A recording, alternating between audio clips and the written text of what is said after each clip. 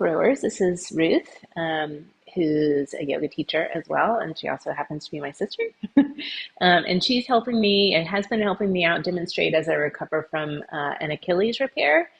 And I'm at the point where I can do a few more things. I can take my boot off if I'm not actually out and about walking. So I'm going to be demonstrating some modifications, some adaptations of poses where I can't do the weight bearing on my foot, but I'll also do some other adaptations and variations of things that you might need, say, for instance, for shoulders or your spine or your hips or balance. So listen and watch both of us to see what might suit you. And as always, nothing should be painful, uncomfortable. Those are reasons to modify, to change the practice, to come into a resting pose at any time. So as far as props go, we need a blanket or a towel, or you might want a long foam roller. We're going to start the practice in a chest opening position. If you have bolsters, you can grab them. Most of us don't, so I wouldn't worry about it. You might be using a chair or a couch for that. And we're going to be doing a balance pose where for most of us, it's going to be useful to have a yoga block or a chair. So if you know you're tight or your balance isn't very good, I would have a chair and a non-rolling chair, like a kitchen chair nearby for what we need to do. I think that's all I need to say before we start. So we are going to start with that rolled up blanket. So Ruth has a long blanket that she's rolled up into a skinny roll, and that's going to go on her mat. She's lying down face up with her tailbone, spine, and her head on the roll. If your blanket roll is not long enough to get all of your torso on there, make sure the head is on and the hips might be off. If you want a little more sensation of stretch and openness in the chest and shoulders, you might be using a foam roller. I have a long one here that's really for that purpose. If you have a shorter one, you can use it and have the hips off, like I'm doing here, and then coming into an opening, or sometimes I even put a yoga block under my hips and then the rest of my torso on that foam roller.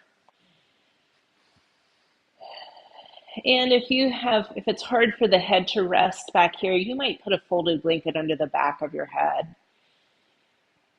So we'll start with our arms down by the sides, the palms facing up. And I would suggest bending the knees here. And you might even bring your feet out a little wider than your hips, and this just allows you to feel less tippy here, left and right.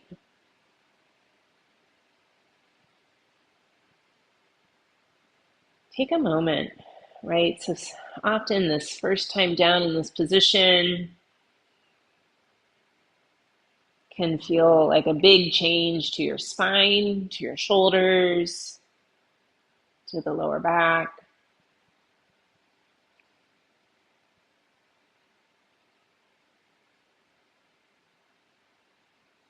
Begin to bring your attention to your breath.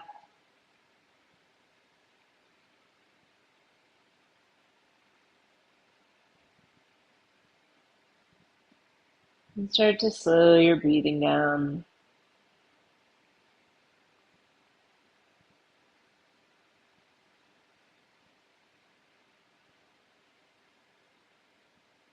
One of the beautiful things about this posture is the work part of this. The effort is just getting into position. And then once you're here, you're letting gravity pull the shoulders towards the floor, the shoulder blades wrapping around this roll underneath you. So it's really the prop and gravity that are doing the work. You know, you might choose to stay right here, hands in the more of down position.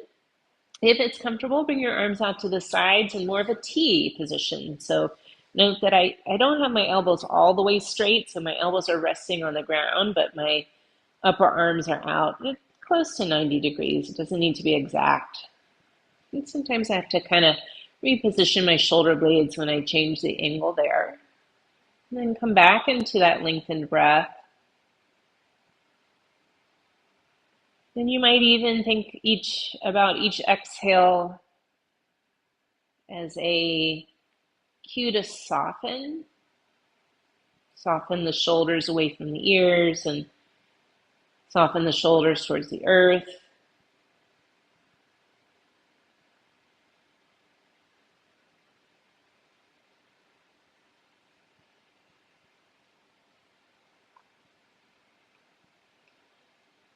And just listening to your body here for the potential shift or change.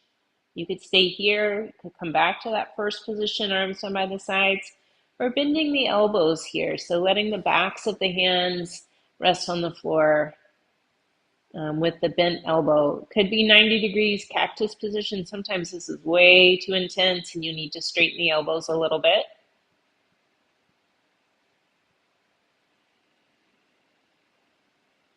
Stretching a couple of different chest muscles here, but also tension in the connective tissue in the front of the shoulders, the fascia there, chest, collarbone area.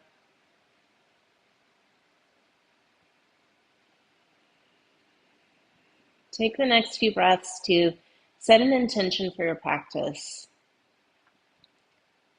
And because we're demonstrating different variations and modifications in this practice and giving you explicit permission to change up the poses and the movements, I'd like to suggest this intention of being open to change, to modification, as opposed to working for perfection, being open to change. Take the next few breaths, setting an intention for your practice, this intention of being open to change in the front of your mind.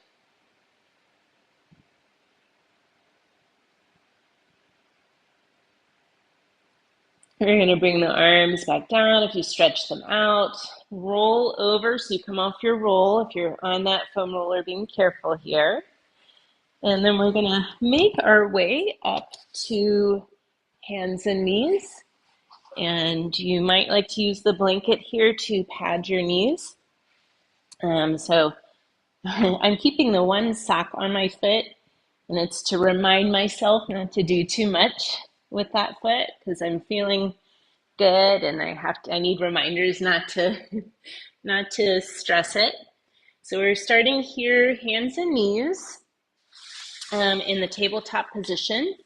And you could have your wrist under the shoulders here, or loose fist position, or you could be down on your forearms here. So I'm demonstrating the forearms on the block, so my hands, wrist are free of pressure.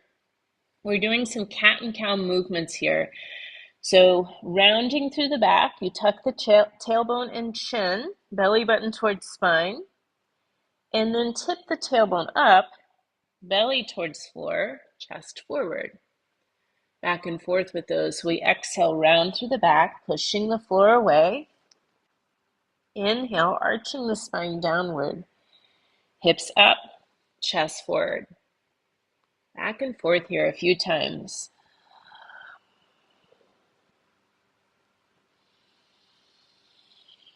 We have that lengthened breath we started with, so getting the movements to match the breath. So it's very much slow motion type of movements here. And hopefully not in an annoying slow motion way, but I'm going to give myself the time to move and appreciate the movement. Bringing this back into a neutral spine or tabletop position. And we're going to do a little bit of core work from here. So a version of bird dog. I'm going to still demonstrate the forearms down here. I have my knees under the hips, and then firm your belly, making a solid wall of your abdominal muscles. Find more length in the spine so the tailbone and the top of the head reach away from each other. And then we'll reach our left leg back, toes pointing down. Try to keep your hips level as opposed to that hip sinking out, that right hip sinking out to the side, keeping those hips super level. You could stay with both arms down or reach your right arm forward. Have that thumb pointing up so you don't strain through the neck. Push the floor away with your left arm. You could stay with this or add a little challenge by shifting forward and back. So shifting forward an inch or two, and then shifting back an inch or two past the neutral position. So we inhale to shift forward, exhale to shift back. Let's do a couple more. For me, that forward and backward weight shift adds quite a bit more challenge. I'm having to work really hard to stabilize. All right, lower the knee, lower the hand. Find a child's or puppy pose, so hips over heels to come back into the child's pose, or hips over knees, which is puppy, which is Ruth, is what Ruth is demonstrating here. I'm demonstrating the puppy. I'm demonstrating the child's pose. And if the forehead doesn't rest easily on the floor, hands under the forehead here, block underneath. Take a few breaths.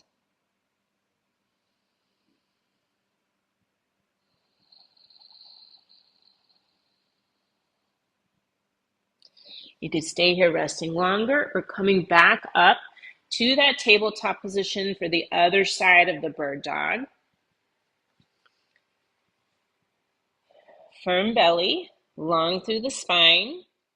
Reach your right leg back this time, toes point down. You could stay with just the leg lifting, or left arm forward, thumb up. Staying with this, or the forward backward weight shift, we inhale, shift forward an inch or two, exhale, shift back an inch or two. Ooh, I'm having to work on this one. And interestingly enough here, the forearm down position is making me work harder through my shoulder stabilizing muscles.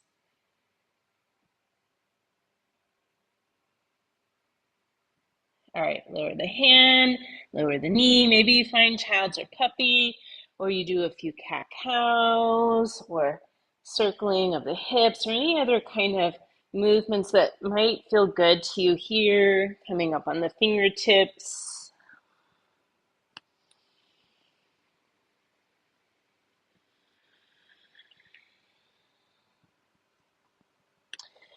We're going to bring that spine back into a neutral position and walk your knees out a little wider than your hips.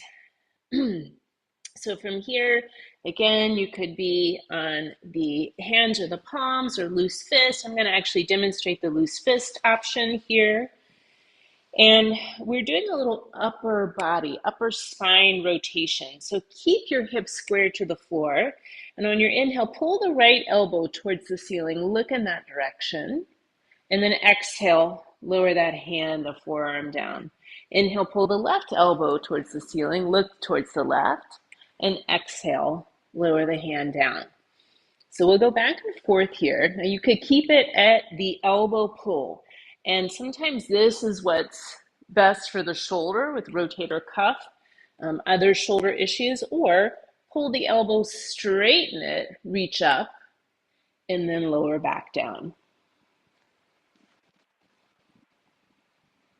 So Ruth is continuing to show the elbow, just the elbow pull, and I'm reaching that arm all the way up, keeping the knees wide, isolates that rotation in the mid and upper back. Lowering that hand back down here to the floor, and we'll walk our knees back in a little bit closer.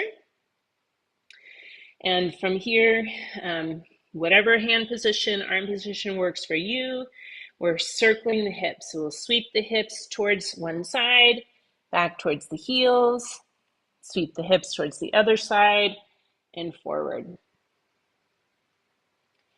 And I really like this one towards the beginning of practice because it lets me evaluate, assess what's going on in my body. I can tell some of my hip muscles are tight as I shift out and back. My low back is a little tight, my oblique side waist here as I shift out. Pause in the circle in reverse directions If you want more of that side stretch or opening, push your rib cage out towards the side more.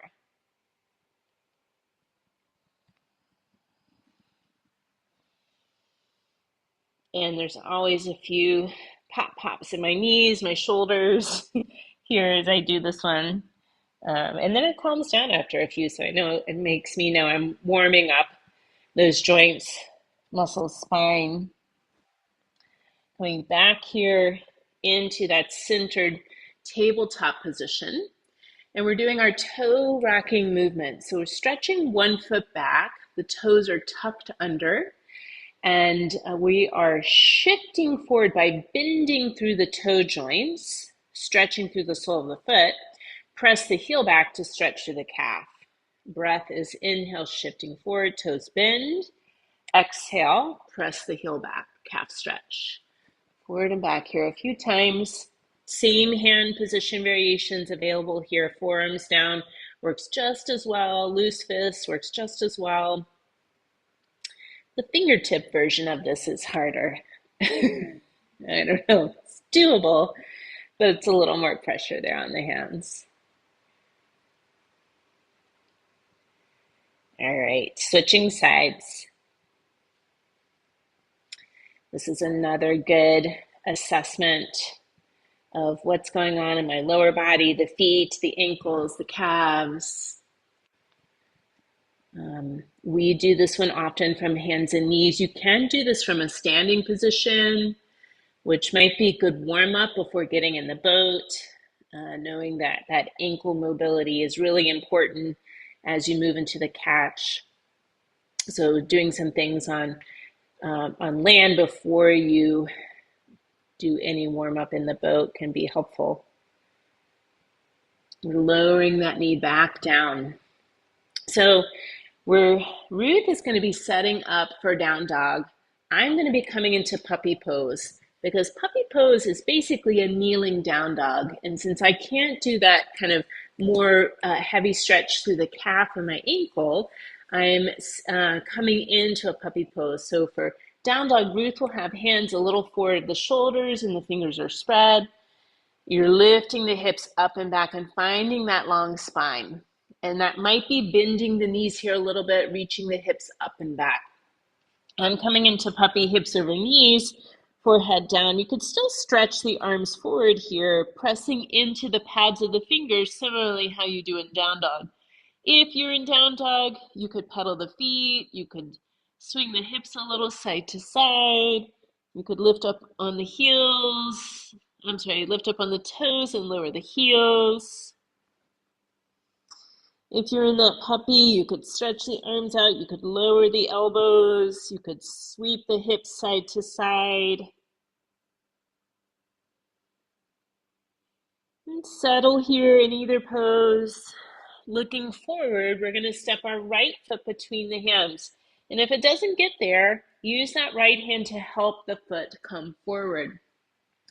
So I'm going to be doing a knee down version. So my left knee is down. Ruth is doing the knee up version. I'm using a block under the left hand here. So that just helps me to keep a little bit of space around my hips, belly, spine. And we're doing that same elbow pull on the right side. So pull that right elbow towards the ceiling, look in that direction, and then lower the hand back down. Right, so keep going with this. You could keep it at the elbow bending part, or pull the elbow, straighten it, reaching up, looking in that direction, bend it, lower down. Let's do two more.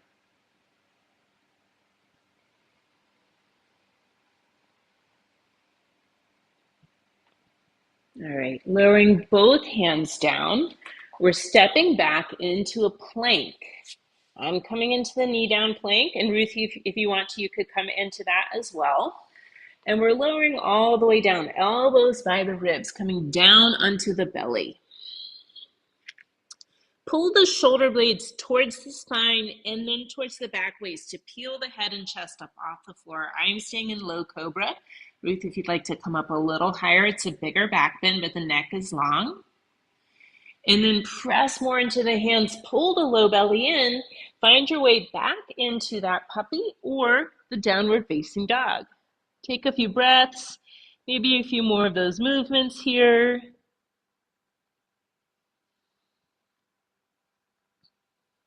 Looking forward, step the left foot between the hands. It might need some help to get there, right?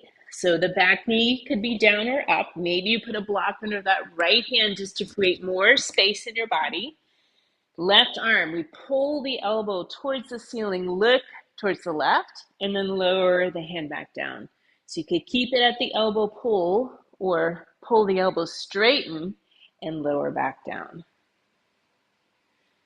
Let's do maybe 3 more here. So maybe you try one, you try the other, and you're like, that elbow pull feels better, or opening that arm feels like I'm creating more space, or there's a painful click when I do that, so I'm going to stay with the elbow pull. And I lost count because I was counting so much. So next time that hand comes back down, we're going to pause here. And we're stepping the back foot to the front foot. So it might be one big old step, or it might be a few little hops to get the feet side by side. Couple of options. I'm demonstrating the ragdoll version of the forward fold where the knees are bent and the upper body's draped over the lower body.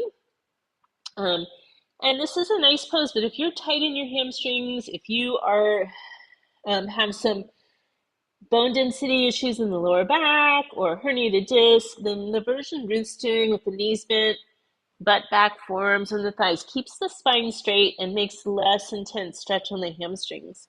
Either pose, maybe you sway a little bit. If you're in the ragdoll here, you could hold elbows, shake the head out. Take a few breaths here, opening up through the back of the body. Bring your weight shift back to center, bend the knees, look forward. Inhale, rise up to stand, reaching up. And exhale, hands to prayer. Let this go, let the arms go, roll the shoulders, shake it out a little bit.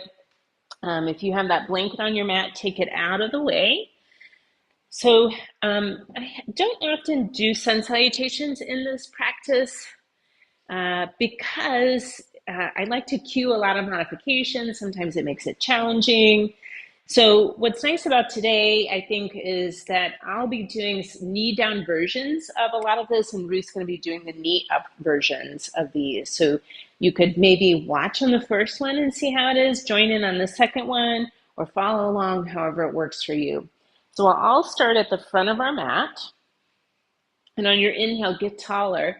Reach up, maybe look up between the hands. On your exhale, find that forward fold version. So the ragdoll, hands toward the floor, knees bent, or the half fold. On your inhale, press your arms into the legs and reach the top of the head forward. On your exhale, bring the hands down, step your right foot back. Keep the back knee up or lower it. Inhale, pull the chest forward. On your exhale, step back to down dog or to that puppy pose.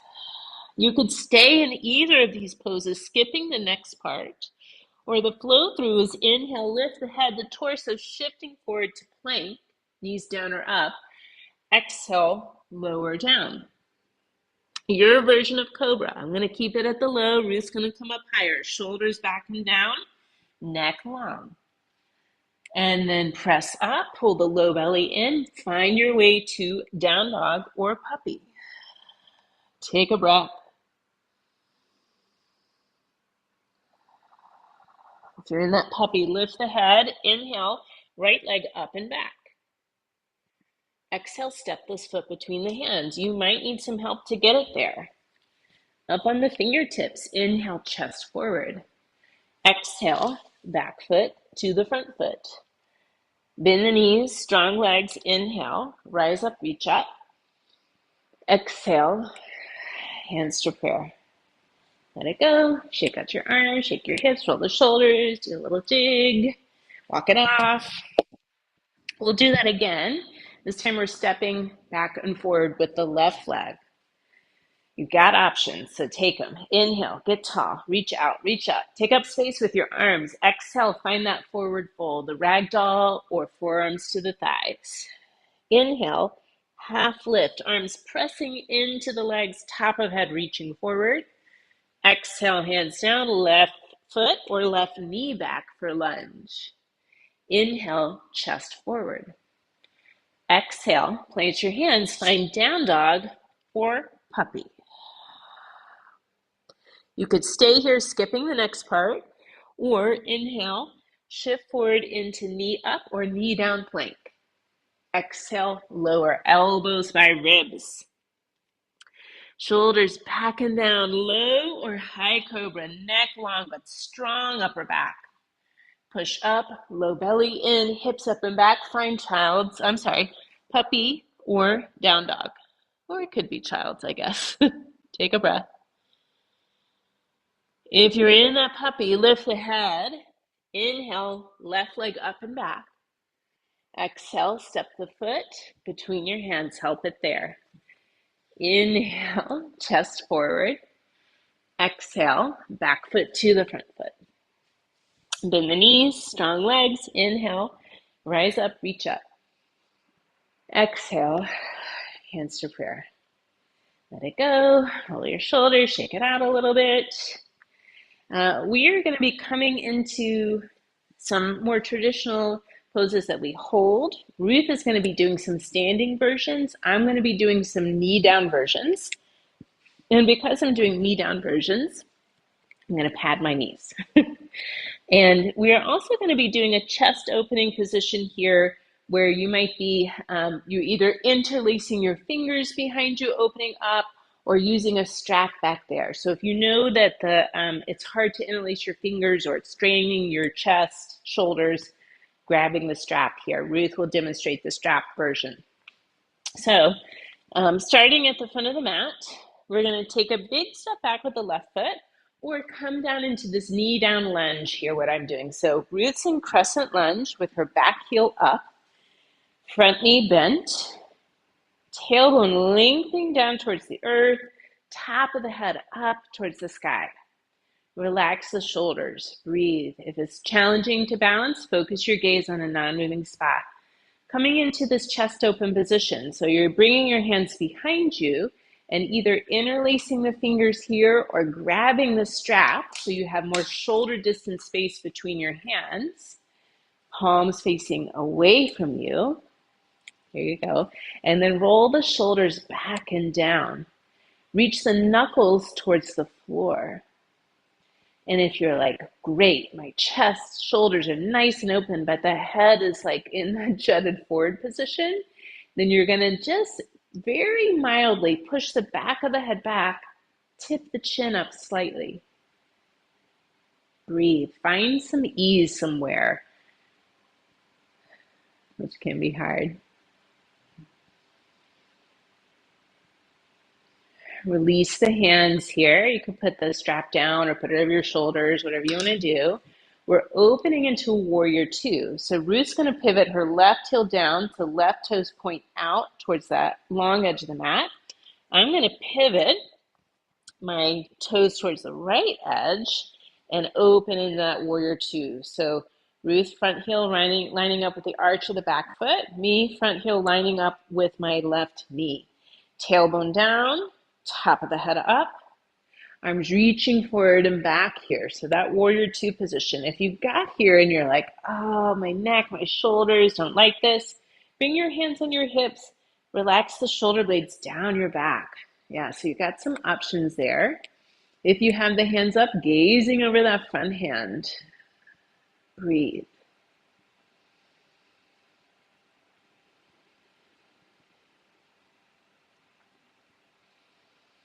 We're going to either bring the front hand to the thigh or the forearm to the thigh, back hand to the hip. Use the leverage of the arm against the thigh to open that chest more here towards the left. You could stay with this, left hand staying down, or reach the left arm up and over, extended side angle. Palm facing down, thumb pointing back.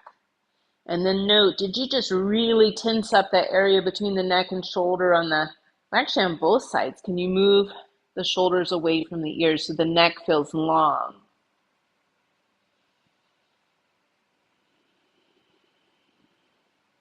Strong legs, rise up.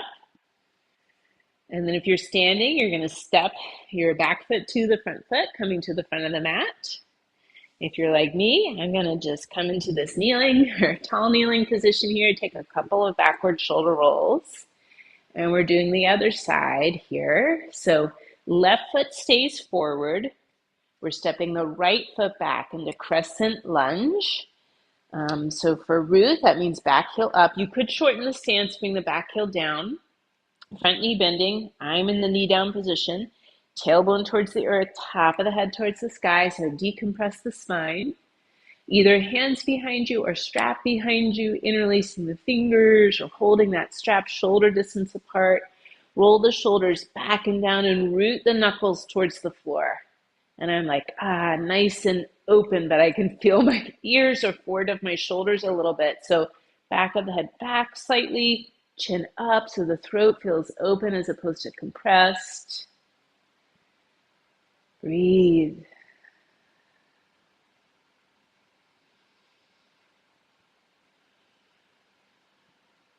Releasing the hands. You can put that strap down here.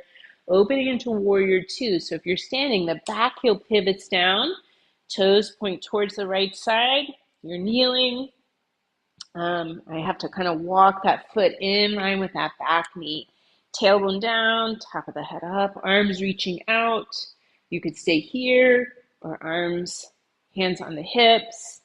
And if you'd like the up position, but you're feeling the shoulder blades kind of right up, try palms, inner elbows facing up, and release the shoulders down away from the ears. And if that doesn't work, maybe try hands on the hips here and focus more on the length in the spine. Take another breath. Side angle. So bring the back hand to the hip, hand or forearm to the front thigh. Use the leverage of the arm to open that chest more towards the right. Back hand could stay down or reach up and over. Palm facing down, thumb pointing back. Can you make space between the ears and shoulders? If you got in that overhead position and you're like, boy, that's how long do I have to stay here? Bring it back down and keep that side bend through that right side body.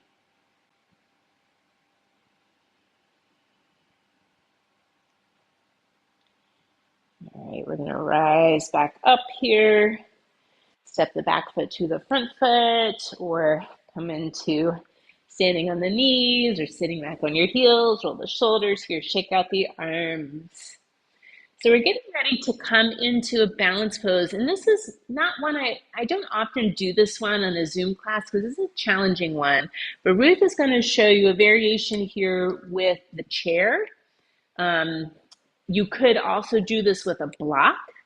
I'm going to be doing this from the knee down position here. So this is a balancing half moon. I'm going to be doing baby balancing half moon. So our left foot is going to be forward here. And you can actually kind of start from a short warrior two position. So your right toe is pointing out towards the side. And then you're going to start to shift your weight here onto that front foot. I'm realizing I can't do it this way. I'm starting with both knees down. My hips are out towards the right side. Ruth has left foot forward. You're going to bring your left hand down on the seat of the chair. Could be down on the floor. I'm going to show you hand on the block position. And then you're reaching that back leg up. The toes point here towards that right side. If you're feeling stable, right arm reaching up. Take a few breaths. This baby half moon is easier on balance, but boy, am I working my outer hips here.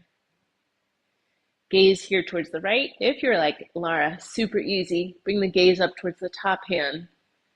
It's usually what throws my balance off. All right, if you're standing, bend the front knee, step the back foot to the back of the mat to come up into that warrior two.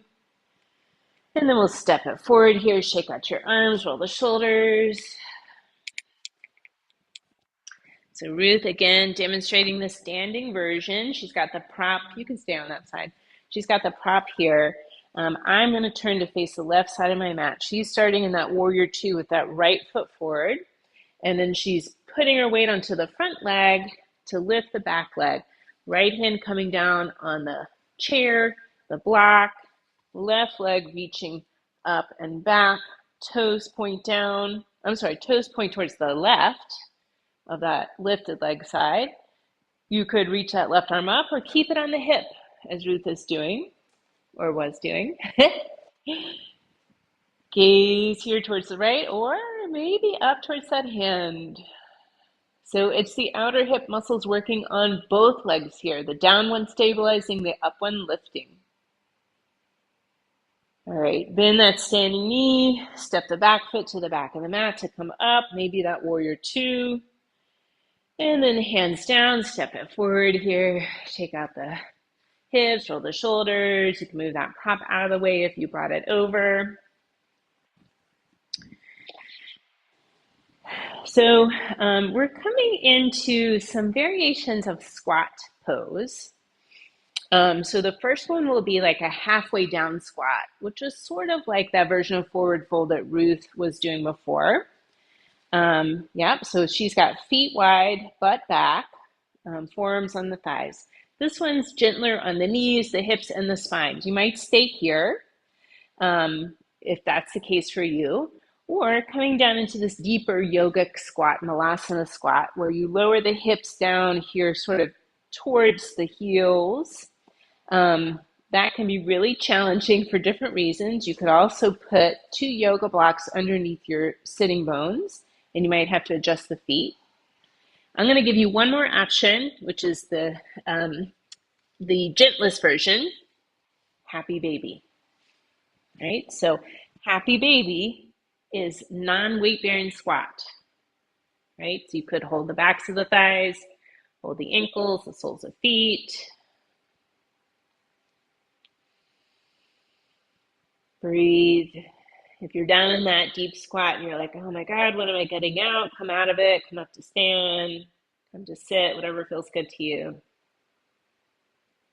Or come into happy baby. If you're in that squat, you could bring your hands down to the floor and lift your hips, coming back up to stand, or finding your way onto your mat into a child's or puppy pose. You might walk back through down dog. You might be like, I want to flow through. Get me some power yoga going on here. But eventually lowering the knees. Find child's or puppy pose here. So Ruth is coming into child's pose, hips over heels, forehead down. Arms could stretch forward or back, or hands under forehead. I'm coming into puppy, hips over knees, forehead down. And the reasons for doing puppy pose versus child's is, again, if you have low bone density in the spine, you have or have had a herniated disc in your lower back, maybe it's more comfortable in your hip or knees.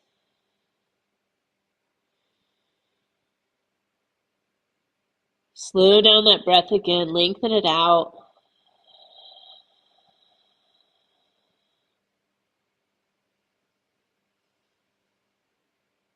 Come back to your intention for the practice. Being open to change.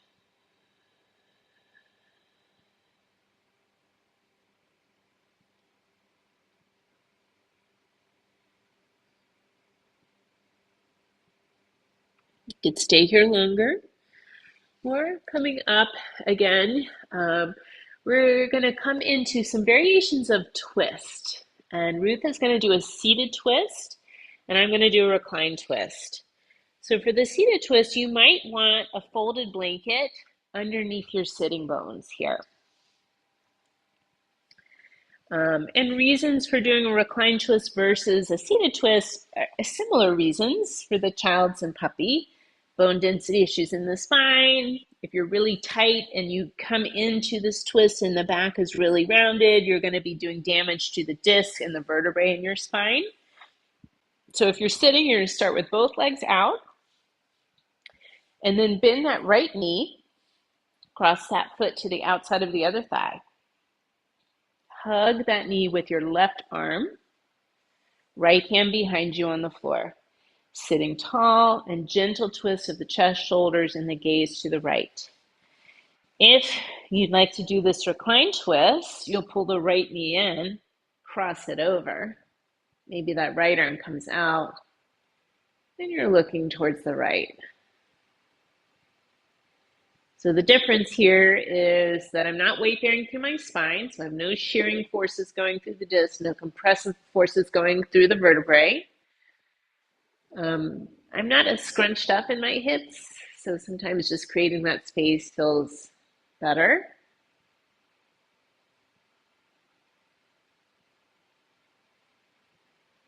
Breathing. Both of us are trying to find some ease in the shoulders, the neck, the jaw.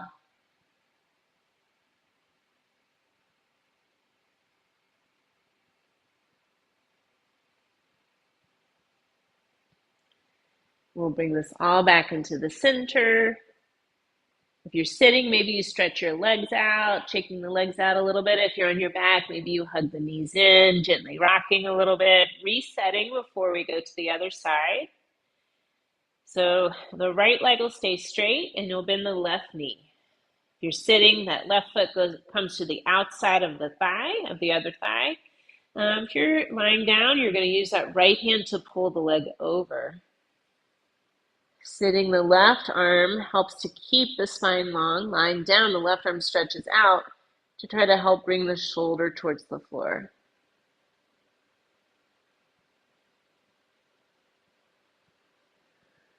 What can you let go of here? Where are you tightening in your body? I'm noticing here lying down, my right glute was just like firing hard. And there was no reason. It's not helping me hold anything. Sometimes in the seated twist, I find I'm really trying to crank my neck around for some reason. And I just kind of let that go.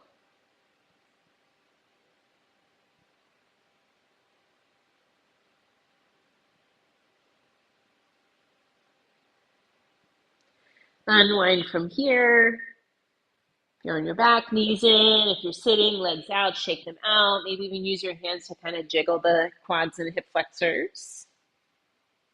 And then we'll all come to lie down here on our sides. We now will lie on our right sides here as we prep for a quad stretch for the top leg. So you could use your arm to support the head or slide a yoga block under there so you kind of pillow so the head, neck doesn't have to strain. You might need your strap here for the quad stretch if you're tight or your shoulders don't reach behind you very well. So we're going to bring the top foot back, reaching back for that foot with the hand, or this might be a good place to lasso that strap around the foot. And then just glance at the leg. Is that knee going up towards the ceiling or forward here? Think about lengthening that kneecap towards the foot of the mat. And that starts to open through the quads and hip flexors. So we worked on those hip flexors last week. Maybe if you remember, or maybe you haven't heard this, but there are 5 hip flexors on each hip. One of them happens to be a quadriceps muscle. So we're getting into some of the hip flexors with our quad stretch. Letting this foot go and roll onto the other side. Setting it up. Make sure your head stays supported so you're not straining through the neck. Now, you might have to lift your head to get that foot, but then lowering the head back down. Bottom leg is in whatever position makes you feel like you're not going to roll onto your face or your back. Lengthen that kneecap towards the foot of the mat. Breathe. This is a variation of a quad stretch. I like to give you several different variations in the different practices. This is a good one to do at the end of your rowing session, whether you're on the erg or on the water, because you have used your quads a lot. And if you don't stretch them, if you don't do some form of self-massage or massage therapy, um, often leads to knee, hip, low back trouble. Usually not all, but one or two of those. Not trying to catastrophize it, but quad stretching is important. All right, let the foot go. Take this strap out. We're coming onto our backs. So we're doing a couple of different, Ruth and I are going to do some different variations of bridge pose. Ruth is going to come into the traditional non-modified version. I'm going to be using my two yoga bolsters here so that I don't put any weight on my feet. So Ruth, knees bent, feet flat, heels lined up with the sitting bones. You could do this with a chair underneath your legs, what I'm doing here. So I want to get that hip lift and I want to use my glutes, my back, and my core, but I'm not wanting to weight bear through my feet. Or if you tend to cramp in your hamstrings with this, this is another nice variation. Arms by the sides, thumbs up. We're lifting the hips and the back up off the floor. Once you're up, tuck the shoulder blades in closer to the spine and really press the arms into the floor. Get that lift here through the hips, even if you kind of consciously squeeze the glutes to lift up. We're taking a few breaths. Gently press the back of the head into the floor to create space in the front of your neck. Less compression through the vertebrae and the discs there. One more inhale. On your exhale, bring your arms out from underneath you. Come on down here. You might rock your knees side to side, a little windshield wiper motion.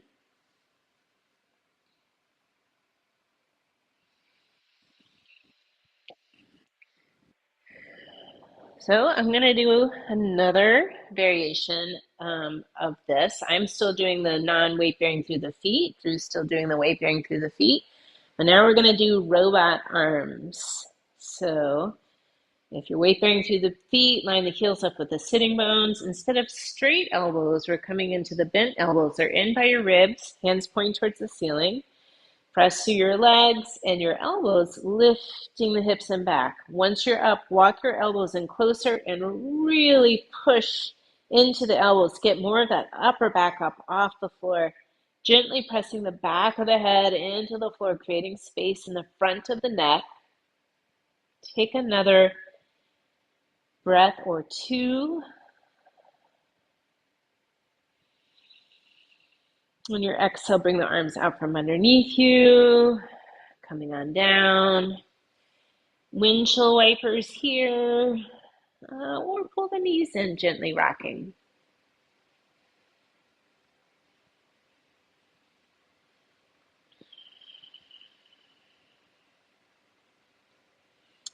All right, lowering the feet back down. I'm going to continue using this here as we move into that figure four, the ankle over knee stretch. So let's cross that left ankle over the right knee. And so Ruth might not feel very much here, but she could keep her right foot down. It might be enough left buttock stretch. Or she could pull her legs in and hold onto the back of that right thigh, or use a strap to hold it there. I'm kind of wedged into this nice stretch. So I'm like, look, Ma, no hands. So I'm not straining through my neck and my shoulders here, but I'm getting a pretty decent stretch through my left glutes, hip rotators, with just having my right foot up on these two yoga bolsters. It could be your foot on the edge of the couch or the chair. It could even be the foot up against the wall. Often I'll demonstrate it with one or two yoga blocks under that down foot.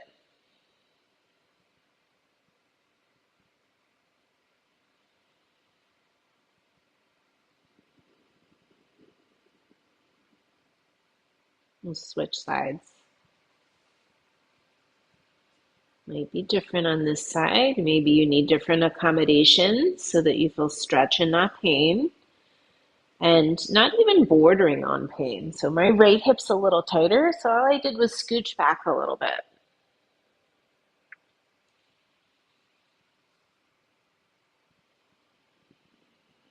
Slow your breathing down again.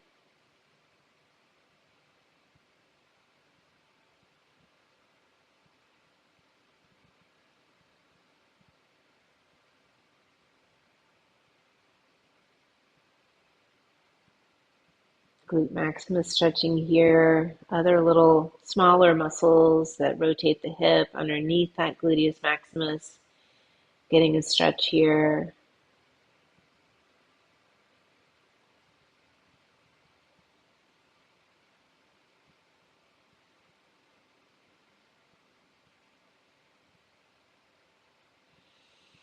Let this go. Bringing both feet down. Maybe a few windshield wipers or hug the knee in. Hug the knees in rather.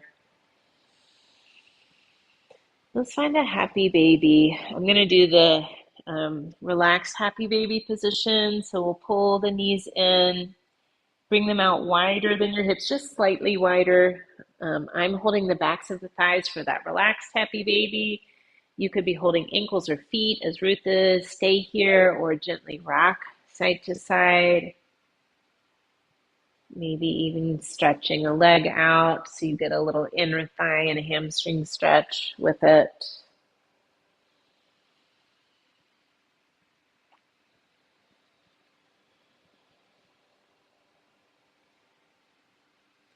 And then decide if there's something you'd like to do here before Shavasana. Hip flexor stretch.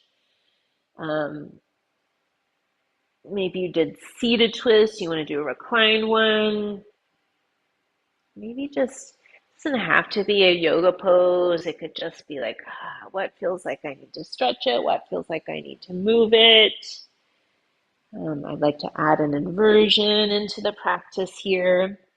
And think about how you'd like to set yourself up for Shavasana. Right? So Ruth is going to use her blanket, a small blanket roll to put under the back of her neck to release tension in the muscles that run from the base of the skull to the back of the neck. You could come into the hip flexor relaxation position. If you remember from last time, legs up on a chair or couch, I could be using the two yoga bolsters here. Because I've been up on my feet a lot today and I'm still recovering from that Achilles repair, I'm going to do legs up the wall to kind of help with some of the swelling that might be coming up in there. And it just feels good to me. And I can even elevate my hips here with a folded blanket since I've got the bolster. I'm going to place it underneath there. Wherever you've chosen to be, it could be turn off the lights, you cover up with a blanket, turn the heating pad on, put your socks on. Take an inhale through the nose. Open the mouth, let out a sigh. Do that again.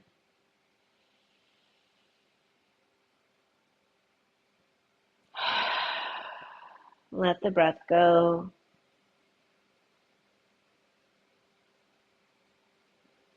Allowing yourself to rest, to soften,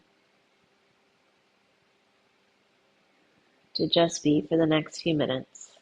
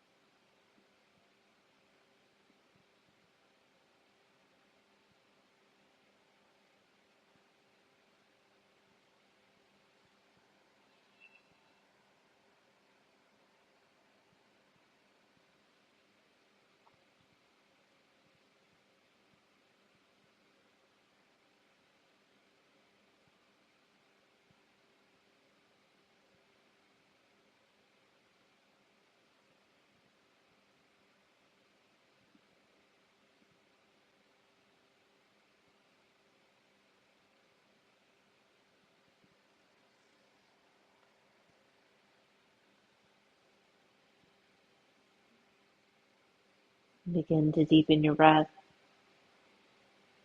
Make some gentle movements like wiggling the toes, the fingers, ankles, wrist, head turn.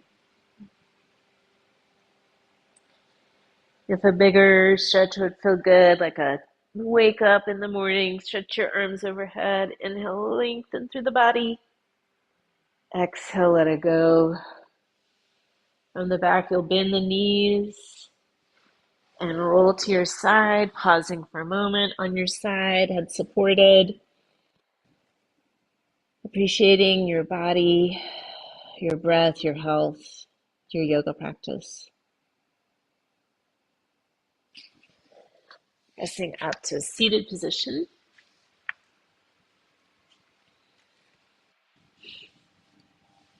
Thank you all for being here, sharing your practice. Thank you, Ruth.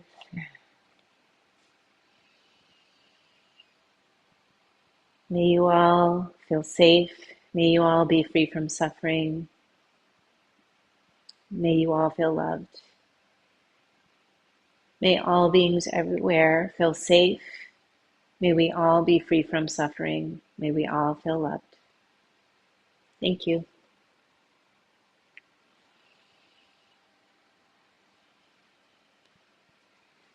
Thank you.